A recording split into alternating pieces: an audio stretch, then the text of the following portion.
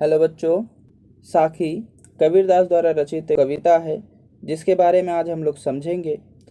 मध्यकाल के सबसे महान संत कवि महात्मा कबीरदास जी भक्ति काल के कवि थे। निर्गुण धारा के और ज्ञानाश्रय शाखा के कवि थे। इन्होंने साखी लिखा और साखी समझेंगे। सबसे पहले हम समझेंगे कि साखी का अर्थ क्या होता है। साखी संस्कृत के शब्द साक्षी से ली गई है, उसी का अपभ्रंश रूप है। सिद्धों ने इसे उपदेश कहा और संतों ने इसे साखी कहा। साखी का अर्थ होता है सत्य या गवाही देना। तो बच्चों, अगर आप मेरे चैनल पे नए हैं तो चैनल को सब्सक्राइब करें। वीडियो पसंद आए तो वीडियो लाइक ज़रूर करें। और आपको किसी तरह का भी कोई भी वीडियो चाहिए तो आप कमेंट में ज़रूर लिखें। अपनी पढ़ाई से लेकर के अपनी क्लास के कोई भी वीडियो चैप्टर का नाम आप मेंशन कर दें और उसका कुछ दिन में ही आपका वीडियो बनाकर डाल दिया जाएगा। सबसे पहले साखी में कबीरदास जी कहते हैं, गुरु गोविंद दो खड़े काके लागू पाए, बलिहारी गुरु आपनो जिन गोविंद दियो बताए। ठीक है, तो इसमें कुछ कठिन शब्दार्थ हैं तो उनको लिखना है। सबसे पहले गोविंद।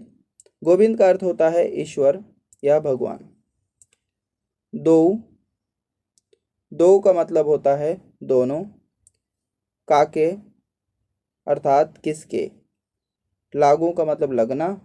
पाए का मतलब होता है पाँव। बलिहारी का अर्थ होता है न्यूछावर करना। जिन मतलब होता है जिसने। प्रस्तुत साखी के माध्यम से कबीरदास जी कहते हैं कि गुरु और गोविंद यानी गुरु और भगवान दोनों साथ खड़े हों, किसके पैर लगूं अर्थात किसका सम्मान करूं। फिर कबीरदास जी कहते हैं कि गुरु तो हमें पहले मिले, जिन्होंने हमें ईश्वर के बारे में बताया, ईश्वर के बारे में ज्ञान दिया और उसके बाद हम ईश्वर के बारे में जान पाए। इसलिए हमें सबसे पहले अपने गुरु का सम्मान करना चाहिए। दूसरे साखी में देखते हैं कबीरदास जी क्या कहते हैं। जब मैं था तब हरि नहीं, अब हरि है मैं नहीं, प्रेम गली अति सांकरी, जामे दो न समाही। कठिन शब्दार्थ। मैं का मतलब होता है अहंकार। हरि का मतलब होता है ईश्वर। गली मतलब होता है रास्ता। सांकरी मतलब पतला या तंग। जामे मतलब होता है जिसमें। समाही का मतलब होता है समाना।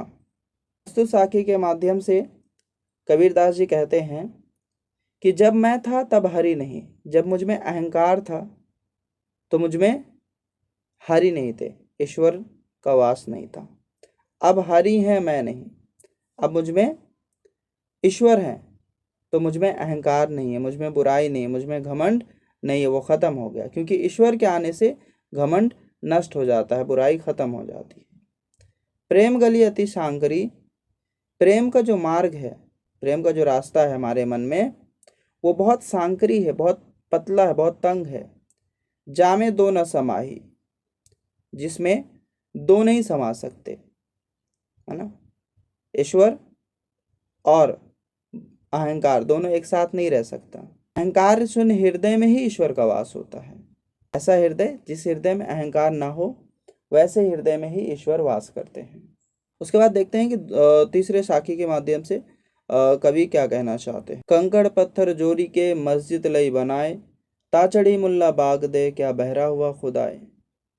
प्रस्तुत दोहे में कबीरदास ने स्पष्ट किया है कि मस्जिद में बांग देना अर्थात अजान देते हैं तो उसके माध्यम से आप बाहरी दिखावा करके ईश्वर को प्राप्त नहीं कर सकते। आपको आंतरिक साधना से ही ईश्वर मिल सकते हैं। कुछ कठिन शब्दार्थ लिख लें। काकड़ का मतलब होता है कंकड़। जोरी के मतलब होता है जोड़ के। लई बनाए मतलब बना लेना। बांग का मतलब होता है आजान।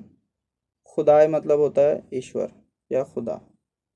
प्रस्तुत दोहे में कबीरदास जी मुसलमानों पर व्यंग करते हैं, एक करारा प्रहार करते हैं और कहते हैं मुसलमान कंकड़ पत्थर इकट्ठा करके मस्जिद बना लेता है। मुसलमानों की जो धर्म गुरु हैं मौलवी, वो उन पर चढ़ करके मस्जिद पर चढ़ के आज़ान देता है, क्या तुम्हारा खुदा बहरा है। कबीर ने व्यंग किया है कि क्या ईश्वर बहरा हो गया, जो उनको जोर से चिल्लाकर पुकारा जाता है। कबीर के कहने का अर्थ है कि ईश्वर मन में बसते, उन्हें मन से पुकारा जाना चाहिए। उनके लिए किसी बाहरी दिखावे की आवश्यकता नहीं, किसी बाहरी आडंबर की आवश्यकता नहीं है। उसके बाद देखते हैं कि कवि आगे क्या कहते हैं। चौथे साखी में कबीर कहते हैं, पाहन पूजे हरि मिले तो मैं पूजू पहाड़, ताते ये चाकी भाली पीस खाए संसार। पाहन का मतलब होता है पत्थर, पहाड़ का मतलब होता है पहाड़, चाकी मतलब होगा चक्की, ताते मतलब होता है उससे, पीस मतलब होता है यानी आटा बनाकर महीन करके, संसार मतलब जग या दुनिया। कबीरदास ने मूर्ति पूजा धार्मिक कुरीतियों पर जो है करारा प्रहार किया है, और हिंदू धर्म के मंदिर में जाकर के विविध देवी देवताओं की उपासना करते हैं, उस पर उन्होंने प्रहार किया। और कवि कहते हैं, पाहन पूजे हरि मिले तो मैं पूजू पहाड़। कहते हैं कि अगर पत्थर पूजने से, मंदिर में जाकर के पत्थर पूजने से हमें भगवान मिल जाते हैं, तो मैं पत्थर का बहुत बड़ा पहाड़ क्यों न पूजूं। उनका कहना है कि पत्थर पूजने से अगर हमें भगवान मिल जाते हैं तो मैं पहाड़ पूजूं। ताते ये चाकी भाले, पत्थर और पहाड़ इन दोनों से तो भला पत्थर की बनी चक्की है।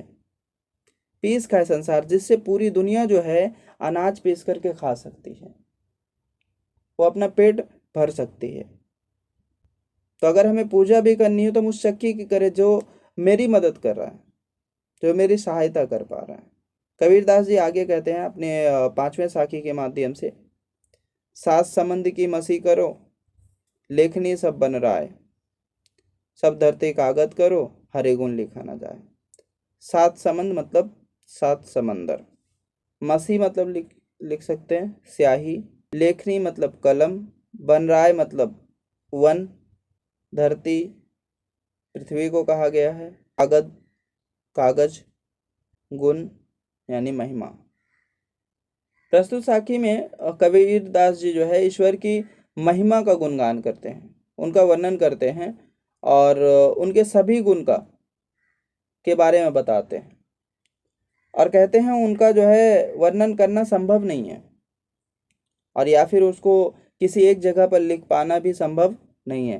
कह रहे हैं कि अगर सातों समंदर को हम इंक मान लें, स्याही मान लें, लेखनी सब बन रहा है, सारे पेड़ पौधे को अगर हम कलम भी बना लें, सब धरती कागज करो, पूरी पृथ्वी को हम कागज का रूप दे दें, हरि गुण लिखा ना जाए, फिर भी ईश्वर के गुण को नहीं लिख सकते। ईश्वर की इतनी महिमा है, इतने गुण हैं कि उनके गुण को हम जो लोग लिख नहीं पाएंगे। ये सारी चीज़ें खत्म हो जाएगी लेकिन ईश्वर के गुण खत्म नहीं होंगे। अगर वीडियो पसंद आया तो फिर वीडियो को लाइक करें, चैनल पे अगर नए हैं तो चैनल को सब्सक्राइब करें, और अपने दोस्तों को में जो है इसे शेयर करें। Thank you.